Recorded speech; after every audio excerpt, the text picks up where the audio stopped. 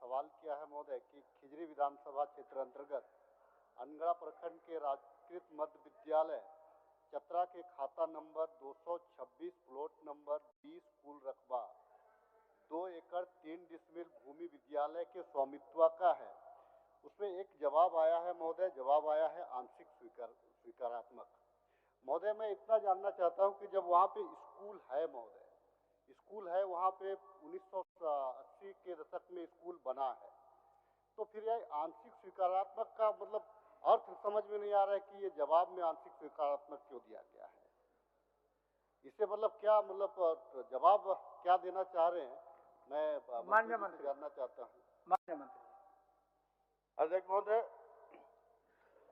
इसमें बता दिया गया है कि कितनी भूमि में बिल्डिंग बना हुआ है, कितनी भूमि बच्चों के खेलने के लिए उपलब्ध है, और जहां तक 2 एकड़ 3 डिसमिल भूमि की बात है तो ये प्रथम दृष्टया लगता है कि 2 एकड़ 3 डिसमिल जो भूमि है वो विद्यालय की है, लेकिन इसमें कुछ लोगों ने इतना दावा कर दिया है कि ये हमारी जमीन है, रेती जमीन है, और ये मामला अंचलाधिकारी के कार्यालय में लंबित है।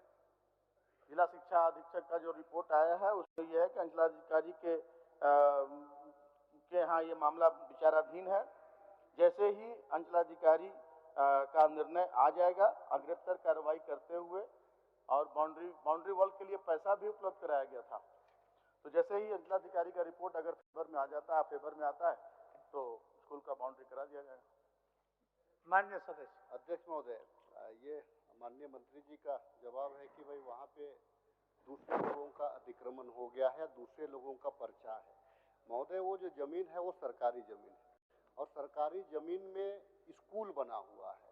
तो जब स्कूल 1990 के दशक में बना है, जब स्कूल के लिए सरकार ने जमीन आवंटित किया है, तो फिर उसमें जो अतिक्रमण है, तो पहले हम स्कूल को देखेंगे कि या बाद में अतिक्रमण हुआ है उसको देखेंगे। तो यहाँ पे अंचल को स्टार्टिंग ही उसको रोकने का जरूरत है।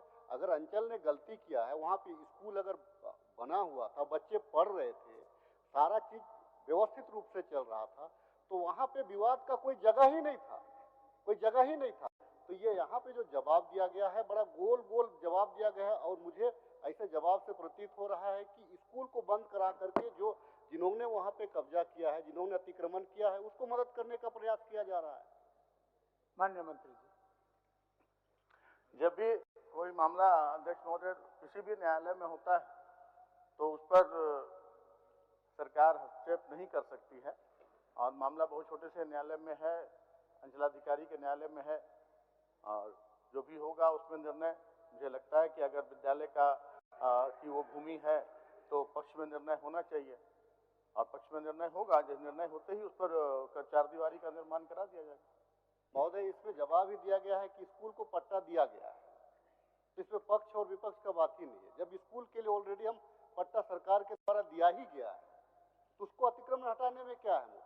इसमें अंचलाधिकारी को, उपायुक्त को निर्देश दिया जाए कि उस स्कूल का जो सीमांकन जहाँ पे है, स्कूल के लिए जितना जमीन आवंटित किया गया है उसको तोड़वा दिया जाए, जो अतिक्रमण उसको हटवा दिया जाए।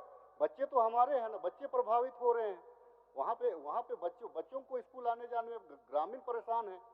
तो मैं आग्रह करना चाहता हूँ, क्योंकि आपने जवाब भी दिया है, सरकार ने जवाब भी दिया है कि आपने पट्टा दिया है। जब सरकार के द्वारा ही पट्टा दिया गया, तो सरकार का जमीन को अगर कोई अगर अतिक्रमण कर रहा है तो उसको हटाने में क्या? उपायुक्त को सीधे निर्देश दिया जाए, उपायुक्त को निर्देश दिया जाए कि भाई स्कूल की जमीन को खाली करे, और स्कूल का जो 4 दीवारी मंत्री जी कह रहे हैं कि पैसा आवंटित है, पैसा को आवंटित करे और स्कूल का 4 दीवारी शुरू कर दे। मैं तो इतना ही मैं चाह रहा हूँ।